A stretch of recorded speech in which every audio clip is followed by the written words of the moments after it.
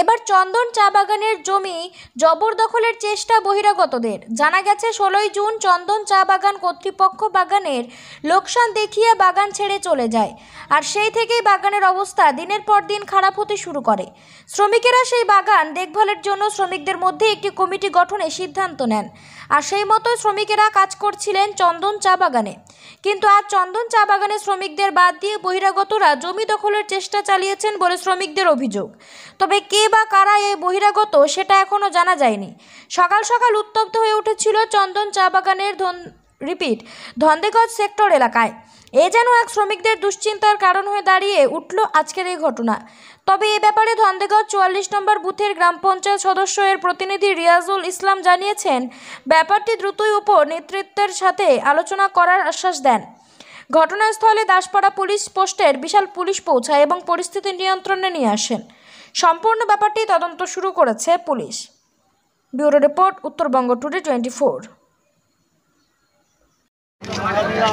তারপর কিছু বাইরের লোক আসে, পাতা পুজো তুলে বাইরে থেকে লোক আসে, আর পাইকারগুলো এগুলো কিনা কিনে যে গরিব লোক কী করবে, কাজ করে খায়, সবাই আসে। আজকে কি হয়েছে? আর শ্রমিকগুলো বলছে যে আমাদের এখানে কোম্পানির জমি, আমার কাউকে বাইরের লোককে তুলতে দিব না, এই নিয়ে হড্ডগোল চলতেছে সকাল থেকে।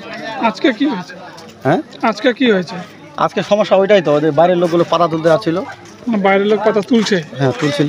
আচ্ছা, হাওয়াই বা লেভেলিং যেটাকে বলে চা বাগান লেভেলিং, হ্যাঁ, আর সেটার কথা শোনা গেল, কি হয়েছে? চা বাগান লেভেলিং এটা বলছে যে জমি ল্যান্ডের লোক আছে, ওরা বলছে আমাদের জমি, আইসি কেউ কাগজ দরখাস্ত দিয়ে আছে, বলছে যে আমাদের জমি আমাকে ফেরত দেওয়া হোক, প্রয়োজন পড়লে আমাদের জমিতে যে লেবার আছে লেবাররাও কাজ করুক, আমরাও কাজ করুক, এই নিয়ে গল্প। মানে জমি হোল্ডার বলছেন এক কথায়? হ্যাঁ হ্যাঁ, মানে কোন জমি হোল্ডার? তারা কি এই চন্দন এর আগের যে বাগান চলতো তারা কি কাজ করতো? না, অনেকে করতো, অনেকে করতো না, এইভাবেই অনেকে কাজ করতো, অনেকেও কাজ করতো, অনেকেও কাজ করতো না। বাইরের লোক না, যেখানে হাওয়াই করতে টোটালি হতো জমি ল্যান্ডের লোক। মানে তারা কাজ করতো না, জমির কাগজ আছে ওদের কাছে? কাগজ অনুযায়ী ওরা বলছে যে আমাদের জমি আমাকে দেওয়া হোক। ওরা কি বিক্রি করেছে কোম্পানির কাছে? অনেকে বিক্রি করছে, অনেকে করেনি। যারা করেনি তারা আসে, যারা বিক্রি করছে তারা কিভাবে আসে ওদের ব্যাপার। মানে যারা বিক্রি করেছে তারাও আসছে হাওয়াই করতে? হ্যাঁ, তারাও আসে, বলছে আমাদের জমি আমাদের ফেরত দেওয়া হোক। মানে এই ধরনের লোক যারা রয়েছে তাদের নাম কি কি? অনেকগুলো, সবাই এখন গ্রামে, আমি কার নাম বলবো ওইভাবে। কোন গ্রামের লোকগুলো আসছে? এই ধন্যবাদ গ্রামের লোক, আরো বাইরে থেকে লোক আসছে, লোক আসে, সবাই আসে। আপনার নাম কি? মনিরুল ইসলাম। আপনি কি চন্দ্রবাগানের শ্রমিক? না, আমার মা শ্রমিক। ওরা গাছ কাটে চলে যাচ্ছে। মানে জমিওয়ালা বলতে কেমন?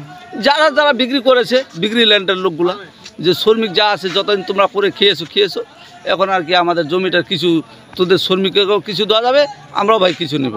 ওরা ওটা এখন, আগে ওটা কথা ছিল, এখন ওরা গোরান আর কি এখন হলপিট মানে গাছের মানে হাওয়াই মারার চেষ্টা শুরু করেছে। যারা এই হাওয়াই করছে তারা শ্রমিক না? না, বাইরের। তারা কে? আমাদের গ্রামের লোকগুলা, যেগুলো আমাদের জমিওয়ালা লোক ছিল আগে। তাদের কি দাবি? ওদের জমি যে আমাদের জমি, আমরা কিছুটা করে খাবো, তোদেরও কিছু একটা করব, এরকম পজিশন করতেছে। এখন তো আস্তে আস্তে করে হাত করে ওরা কি করবে কি না করবে, এখনও তো আমাদের শ্রমিকগুলো বিশেষ কেউ সামনে আমরা আসিনি।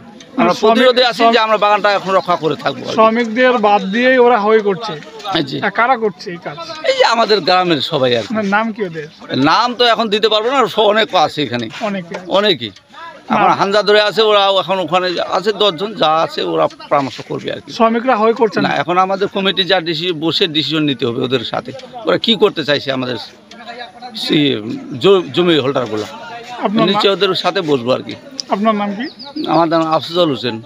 আপনি কি চন্দন বাগানের শ্রমিক? আমি চন্দন বাগানের শ্রমিক। এখন কি চাইছেন আপনারা?